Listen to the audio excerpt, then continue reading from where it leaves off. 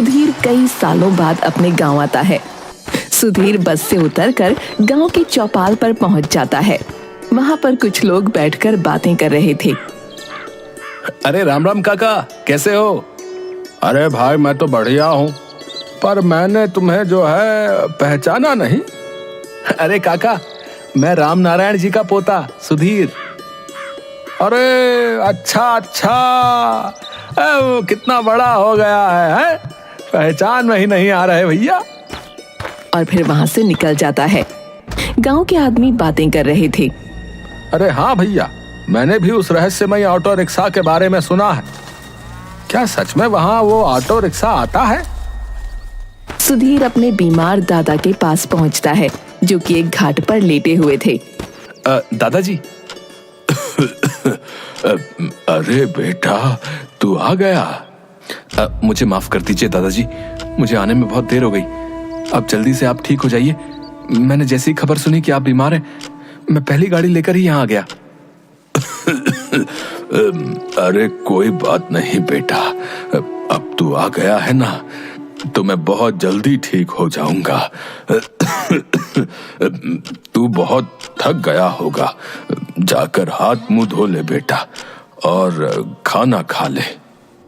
सुधीर हाथ धोने के लिए उठता ही है, तब उसे चौपाल के आदमियों की बात याद आती है, तो वहीं रुक जाता है। अरे दादाजी, मैं जब यहाँ पर आया तब चौपाल पर कुछ लोग किसी ऑटो रिक्शा के बारे में बात कर रहे थे। तो ये ऑटो रिक्शा की कहानी अभी भी गांव में चर्चित है। अब क्या मतलब? हाँ बेटा, ये ऑटो रिक्शा की कहानी तो बहुत सालों से गांव में फेमस है। लोग कहते हैं कि गांव की काली पहाड़ी पर एक ऑटो रिक्शा है जो हमें किसी दूसरी दुनिया में लेकर जाता है। पर अब ये बात कितनी सही है, कितनी गलत, ये तो मुझे भी नहीं पता। और लोग कहते हैं कि काली पहाड़ी पर रात को ऑटो रिक्शा के चलने की आवाज भी आती है। अब पर तू इन सब पचड़ों में मत पड़। जा और हाथ मुंह धोकर खाना खा ले, जा। फिर सुधीर वहां से चला जाता है और रात को सोते वक्त उसे नींद नहीं आती और वो ऑटो रिक्शा के बारे में सोचता है। अब क्या सच में कोई ऑटो रिक्शा है जो दूसरी दुनिया में लेकर जाता है? अगर ऐसा हुआ तो ये तो मेरी न्यूज एजेंसी के लिए बहुत बड़ी खबर बन सकती है। मुझे पता लगाना ही पड़ेगा। फिर सुधीर उठकर काली पहाड़ी की तरफ बढ़ जाता है।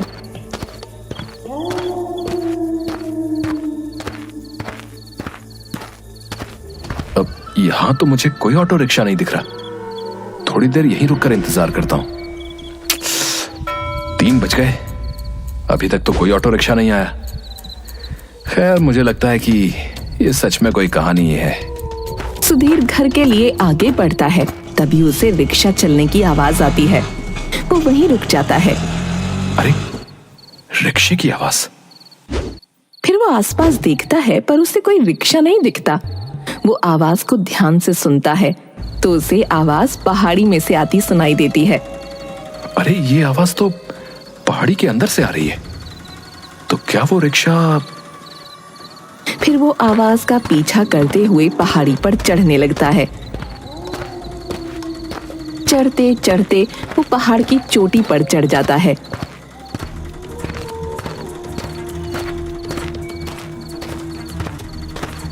पहाड़ी पर चढ़कर उसे एक बड़ा सा पत्थर दिखता है।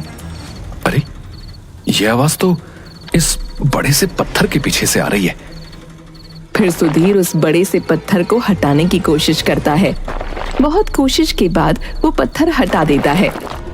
उसे वहां एक रास्ता दिखाई देता है जो कि नीचे की तरफ जाता है। बड़ा अजीब सा है, पहाड़ी की चोटी पर रास्ता। खैर, जो भी है, अगर रिक्शा के बारे में पता लगाना है तो नीचे तो जाना ही पड़ेगा। सुधीर उस आवाज का पीछा करते हुए नीचे पहुंचता है। तब उसे कुछ दूर पर एक ऑटो रिक्शा दिखाई देता है। अरे शायद यही वो रहस्यमयी ऑटो रिक्शा है। पर अजीब है, इस पहाड़ी की चोटी पर यह रिक्शा क्या कर रहा है? चलो कोई बात नहीं, कोई तो आगे दिखेगा ही, और जो भी इस रिक्शा को चलाता होगा मैं उसी से कुछ बातचीत करके पता लगाने की कोशिश करूंगा। ऐसा कहकर सुधीर ऑटो रिक्शा के पास जाता है। अरे यहां तो कोई भी नहीं है। ओ भैया, कोई है? कोई है भैया? हेलो? तभी ऑटो रिक्शा अपने आप चालू हो जाता है। सुधीर बहुत डर जाता है। अरे ये क्या हुआ? ये रिक्शा अपने आप कैसे चालू हो गया? कोई है? कोई है? और अपने आप चलने लगता है। सुधीर बहुत डर जाता है, वो पसीने से लथपथ हो जाता है। ओ भाई साहब, आप जो भी हो, इस रिक्शा को रोक दीजिए और मुझे यहीं पर उतार दीजिए। मैं कभी भी यहाँ पर नहीं आऊंगा, सच में। रिक्शा अपने आप गोल गोल चक्कर लगाने लगता है। सुधीर और भी ज्यादा डर जाता है। सुधीर आंखें बंद करके जोर जोर से चिल्लाने लगता है। रिक्शा अचानक बंद हो जाता है। सुधीर जैसे ही अपनी आंखें खोलता है, वैसे ही वो खुद को किसी और ही दुनिया में पाता है। अरे ये क्या? मैं तो अभी उस गुफा में था। मैं यहाँ कैसे पहुंच गया? और ये कौन सी जगह है? इसका मतलब है कि गांव वाले सच कहते थे। वो कुछ दूरी पर चलता है तो उसे एक पेड़ दिखता है जो पूरा सूखा हुआ होता है। अरे ये क्या? इस पूरी जगह पर हरियाली, पर बीचों बीच ये पेड़ इतना सूखा और इसके आसपास भी सूखा। वो उस पेड़ के पास पहुंच जाता है। तभी अचानक बारिश होने लगती है। अरे इस पूरी जगह पर बारिश हो रही है, पर इस पेड़ के पास नहीं। पर यहां नहीं, ये कैसे हो सकता है? क्योंकि यहां पर मैं हूं। अरे आवाज तो यहीं से आ रही है, पर यहां तो मुझे कोई नहीं दिखाई दे रहा।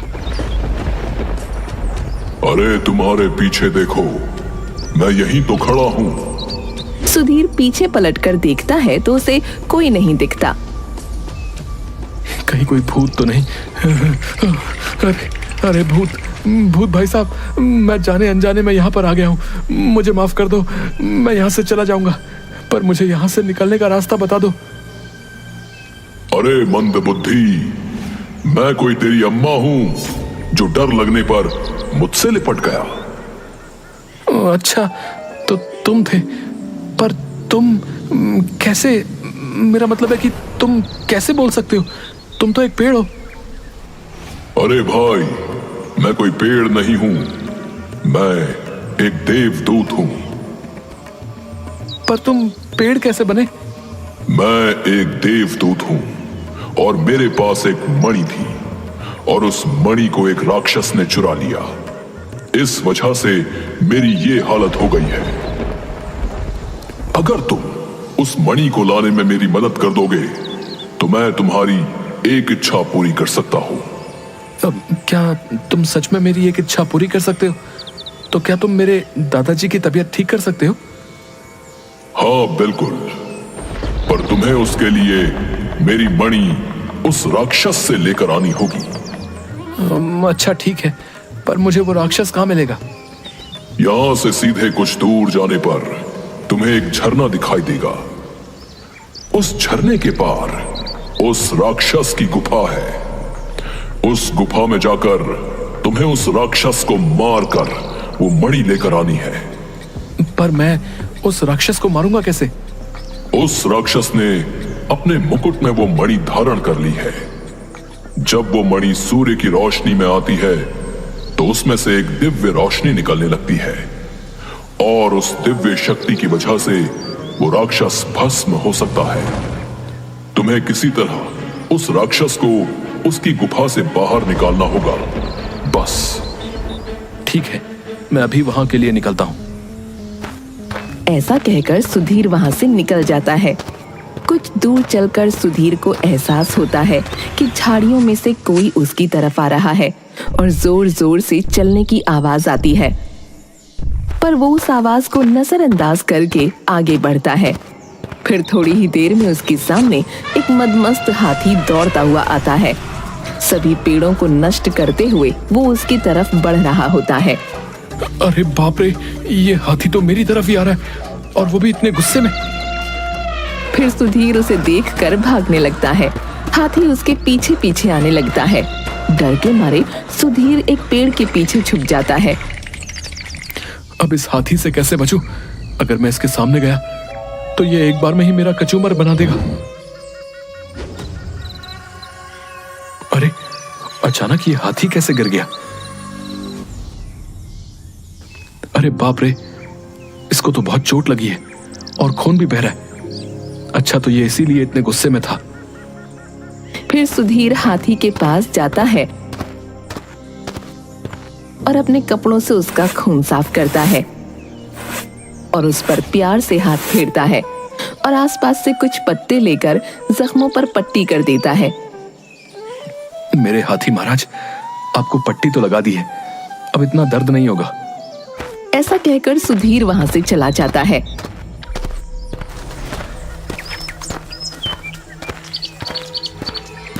इतनी देर हो गई पर अभी तक कोई भी झरना नहीं मिला। वो थोड़ी और दूर तक चलता है। कुछ दूर चलने के बाद उसे एक पहाड़ दिखता है।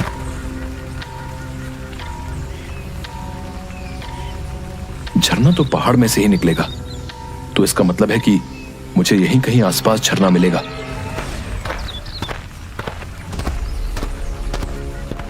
अरे यहां पानी तो नहीं है, पर मेरे पैर कैसे गीले हो रहे हैं? फिर वो जमीन को छूकर देखता है तो उसे पानी का सा एहसास होता है। अच्छा, इसका मतलब है कि ये झरना अदृश्य है और इसका मतलब ये है कि उस राक्षस की गुफा यहीं कहीं आसपास है। अब मुझे वो गुफा ढूंढनी होगी। वो गुफा को ढूंढने के लिए सभी तरफ देखता है, पर उसे गुफा नजर नहीं आती। वो ये सब सोच ही रहा था कि उसके कपड़ों में जो हाथी का खून लगा था वहां उसकी एक बूंद गिर जाती है। तभी अचानक झरना और पानी दिखाई देने लगते हैं। अरे ये क्या? अभी तो यहाँ कुछ भी दिखाई नहीं दे रहा था और अब अचानक। तभी सुधीर देखता है कि झरने के अंदर से एक लंबी सी जबान बाहर निकलकर एक पक्षी को निगलकर झरने में वापस चली जाती है। इसका मतलब है कि झरने के अंदर गुफा है। फिर सुधीर झरने की तरफ बढ़ता है और झरना पार करके उस गुफा में चला जाता है। गुफा में जाकर सुधीर चुपके से उस राक्षस को देखता है।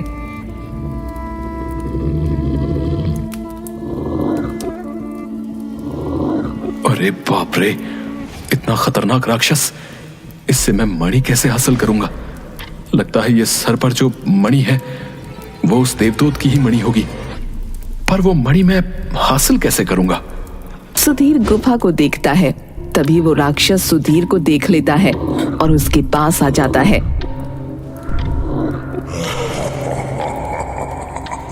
तुझे क्या लगा कि तू मेरे इलाके में छुप जाएगा तो मुझे पता नहीं चलेगा?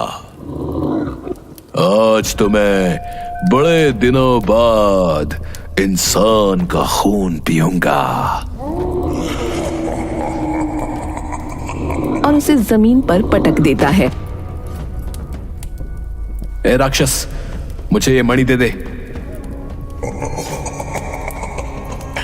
ये मणि तेरी मौसी ने दी थी क्या, जो तू वापस लेने आया है? तो क्या तेरी मौसी ने तुझे जन्मदिन पर दी थी? मुझे सब पता है। तूने ये मणि उस देवदूत से चुरा ली थी। अच्छा, तो उस देवदूत ने तुझे उसकी सिफारिश लेकर मेरे पास भेजा है, पर तू ये नहीं जानता कि तू यहां से जिंदा नहीं बच पाएगा। ये तेरी गलतफहमी है राक्षस। ये मणि तो मैं तुझसे लेकर ही रहूंगा। राक्षस सुधीर को खाने के लिए आगे बढ़ता है, पर सुधीर उससे बचने के लिए इधर उधर भागने लगता है। तभी राक्षस सुधीर को पकड़ लेता है और दोनों हाथों से उसे ऊपर उठाकर जमीन पर गिरा देता है। और उसे खाने के लिए आगे बढ़ता है। सुधीर जैसे तैसे खड़े होकर फिर से भागने लगता है।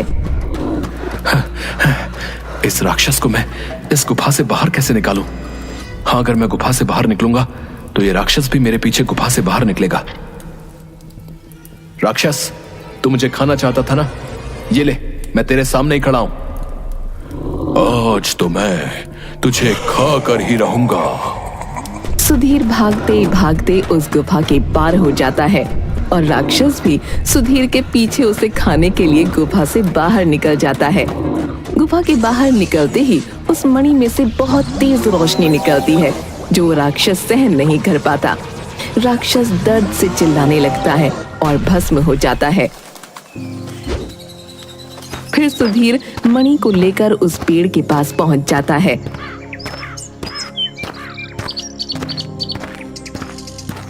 अरे, तुम मणि ले आए, अब इसे मेरे बीचों बीच लगा दो। सुधीर उस मणि को पेड़ के बीचों बीच लगा देता है और वो पेड़ फिर से देवदूत के वेश में आ जाता है और चारों ओर फिर से हरियाली हो जाती है। अब बताओ, तुम्हारी क्या इच्छा है? मेरे वादे के मुताबिक मैं तुम्हारी एक इच्छा को पूरी कर दूंगा। क्या तुम मेरे दादाजी की तबीयत ठीक कर सकते हो? वो देवदूत अपनी शक्तियों से सुधीर को एक जादुई जड़ी बूटी देता है। ये लो, ये जड़ी बूटी। जैसे ही तुम अपने दादाजी को पिलाओगे, तुम्हारे दादाजी की तबीयत ठीक हो जाएगी। पर मैं यहां से वापस कैसे जाऊंगा? तभी वो ऑटो रिक्शा फिर से सुधीर के सामने आकर खड़ा हो जाता है। तुम इस ऑटो रिक्शा में बैठकर फिर से वहीं पर पहुंच जाओगे जहां से तुम आए थे। सुधीर ऑटो रिक्शा में बैठकर अपने गांव पहुंच जाता है और अपने दादा को सारी बातें बताता है और वो जड़ी बूटी उन्हें खिला देता है और उसके दादा की तबीयत ठीक होने लगती है।